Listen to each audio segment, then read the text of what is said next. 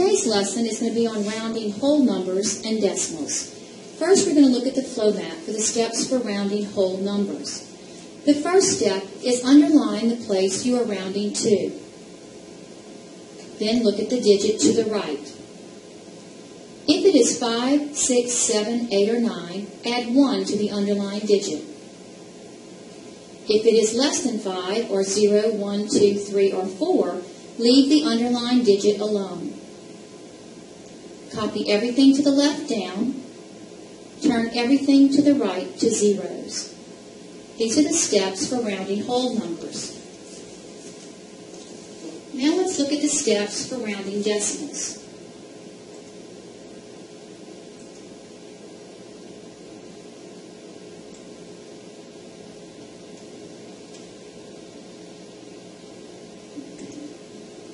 Alright, let's look at these steps. Underline the place value you are rounding to. So this is the same as for whole numbers.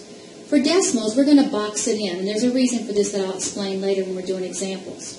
So box it in. Look at the digit to the right of the underlined digit. If it is 5 or more, or 5, 6, 7, 8, or 9, add 1 to the underlined digit.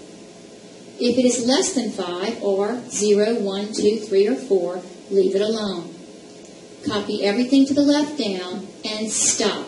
No zeros. You do not add zeros to decimals. Now we're going to give you some examples.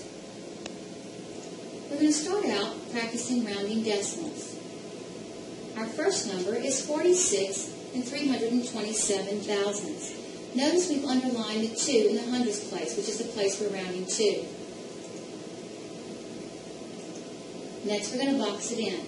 The reason that we're boxing it is so that the children do not put zeros after the underlined place value. This stops them from putting the box. We just tell them they cannot write outside the box. Look at the digit to the right. Notice it's a 7, which is greater than or equal to 5. So we're going to add 1 to the underlined number. That's going to turn our 2 into a 3. The next step, copy everything to the left down. And stop. No zeros. Do not write outside of the box. Let's try another one. 38 and 253 thousandths. Notice the 5 in the hundredths place is the one we're rounding to. We're going to box it in.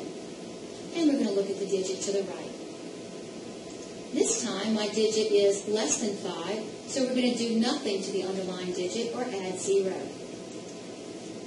Causing it to remain a 5. Copy everything to the left down. And stop. No zeros. Do not write outside of the box. Now let's give a little practice for rounding whole numbers. My number is 285,476,541. Notice the 6 in the 1,000 place is the one we're rounding to. We're going to look at the digit to the right. Since this digit is 5 or more, we're going to add 1 to the underlined digit, causing it to be a 7. We're going to copy everything to the left down. And turn everything to the right to zeros. That is the only difference between rounding decimals and whole numbers.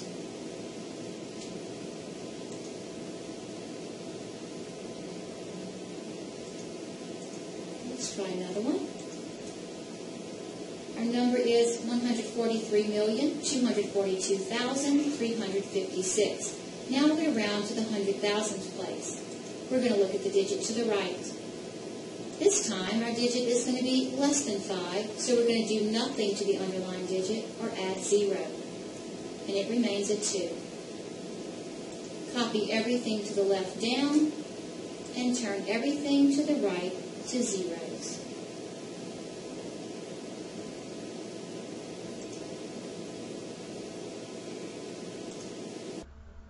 All right, I have a little rhyme for you to use to help you to remember when you need to round up and when you need to round down. Feel free to go ahead and write this down into your math notebook, and I find it very helpful just to remind me, which numbers make me want to round up and which numbers make me want to stay. So here's the way the rhyme goes. First verse, 1, 2, 3, or 4, you must stay on that floor. And I'll show you what that means in a minute. 5, 6, 7, 8, or 9, up the stairs you must climb. Now, here's how it works. If I have a number,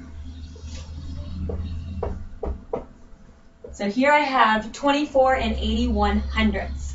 If I want to round to the nearest tenths, I know that the first step is I have to underline the number the place that I'm rounding to. So I'm rounding to the nearest tenths. Now I'm going to look at the number that comes to the right. I like to circle it. So this is the number that I'm going to look at to tell me whether or not I round up, or if I keep that number, the tenths, my 8, if I keep it the same. This is where we apply our rhyme. 1, 2, 3, or 4, you must stay on that floor. So if it's a 1, 2, 3, or 4 that we're looking at, we have to stay. Our underlined digit stays the way it is. If it's 5, 6, 7, 8, or 9, up the stairs you must climb. So then in that case, our underlined digit, we would add 1. So if I look here, the digit that I'm going to use to tell me whether or not I'm rounding up or staying is a 1. So I know that a 1, it means I have to stay. So my 8 stays. Now what I'm going to do is I'm going to rewrite everything that comes before the 8, 24, and the decimal point. And I know that my 8 stays. And with the decimal, I don't need zeros after it. So use this little poem to help you remember whether or not you need to round up or whether you want your digits to stay the same. Have fun, guys.